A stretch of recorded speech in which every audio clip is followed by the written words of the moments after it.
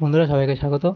আজকে আমি তোমাদেরকে এই ভিডিওর মাধ্যমে আলোচনা করব যে কিভাবে তোমরা 2002 সালে যে ভোটার লিস্ট দেওয়া হয়েছে ওয়েস্ট বেঙ্গলের, প্রায় প্রত্যেকটা জেলারই দেওয়া হয়ে গেছে। তো সেই যে 2002 সালের ভোটার লিস্ট সেটা কিভাবে ডাউনলোড করতে হবে অনলাইন থেকে, বা সেখান থেকে কি করে তাদের নাম কি কি নাম আছে বা তাদের ডিটেলস দেওয়া আছে কিনা সেই ভোটার লিস্ট কী করে ডাউনলোড করবে, সেটা আমি আজকে এই ভিডিওর মাধ্যমে দেখাবো। সেটা কিন্তু এসআইআর এর জন্য একটা গুরুত্বপূর্ণ ডকুমেন্ট। কারণ কি বলা হয়েছে, বিহারের ক্ষেত্রে বলা হয়েছিল যেমন যে 2003 সালে বিহারে যে এসআইআর হয়েছিল সেই যে 2003 সালের লিস্ট, সেটা সেই লিস্টে যাদের নাম থাকবে তাদেরকে কিন্তু শুধু একটা মাত্র এনুমিনেশন ফর্ম যেটা আছে সেটা ফিল আপ করলেই হয়ে যাবে। তো ওয়েস্ট বেঙ্গলের ক্ষেত্রেও সেম বলা হয়েছে যে ওয়েস্ট বেঙ্গলে হয়েছিল 2002 সালে এসআইআর হয়েছিল স্পেশাল ইন্টেন্সিভ রিভিশন।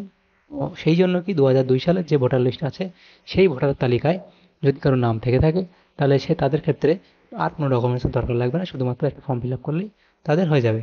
কিভাবে সেই যে ভোটার লিস্ট কী করে দেখবে, তো একটা অফিসিয়াল ওয়েবসাইট আছে, সেটা হচ্ছে কি CEO West Bengal dot NIC dot in, এই ওয়েবসাইটে আসতে হবে।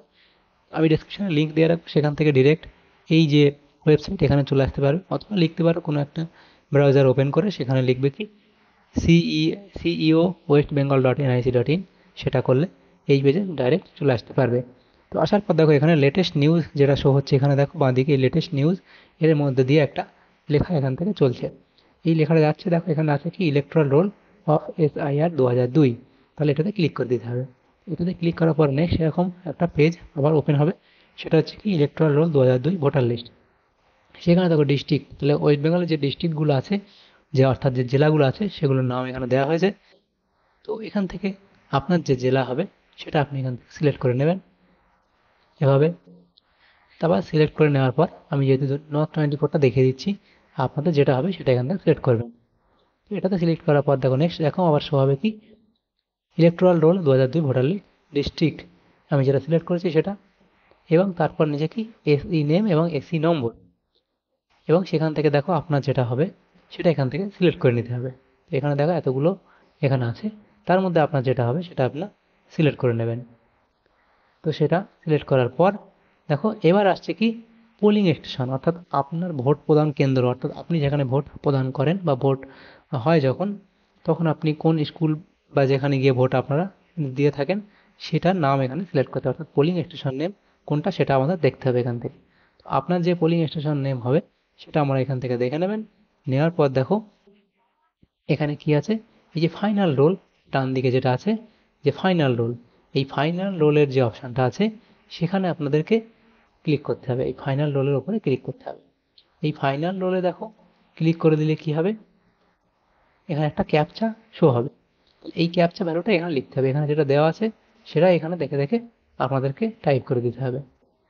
তো দেওয়ার পর দেখো ভেরিফাই যে অপশান আছে সেখানে ক্লিক করে দিতে হবে। এই ভেরিফাইতে ক্লিক করলে কি হবে, এখানে ভোটার লিস্ট দেখানো শুরু হয়ে যাবে। তাহলে দেখো এখানে ভোটার লিস্ট শো হবে, পিডিএফ আকারে দেওয়া হয়েছে এই ভোটার লিস্ট, এখান থেকে আপনারা ডাউনলোড করে নিতে পারেন। এই প্রত্যেকের এখানে দেওয়া আছে দেখো পরপর, প্রথম পেজটা দেওয়া আছে এভাবে, এখানে নির্বাচন তালিকা সেটা দেওয়া আছে, এবং তারপর নিচে ভোটার লিস্ট যেমনভাবে থাকে গ্রামের নাম, থানা, মহকুমা, জেলা, পিন ইত্যাদি দেওয়া আছে।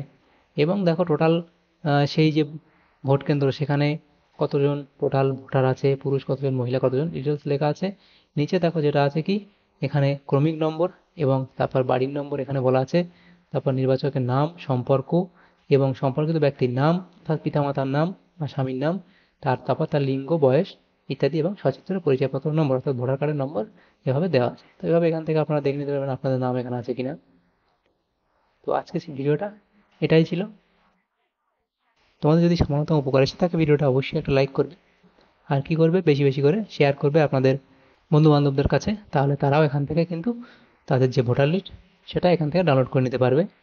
আর এই এসআইআর সম্পর্কিত সমস্ত তথ্য পেতে আমাদের চ্যানেলটাকে অবশ্যই আপনারা যারা এখনও সাবস্ক্রাইব করেননি তারা সাবস্ক্রাইব করে নেবেন। পরবর্তীতে 12 এবং 13 আগস্ট যে সুপ্রিম কোর্টের রায় দেওয়া হবে সেটা নিয়ে আমরা পরবর্তীতে আলোচনা করব। ধন্যবাদ।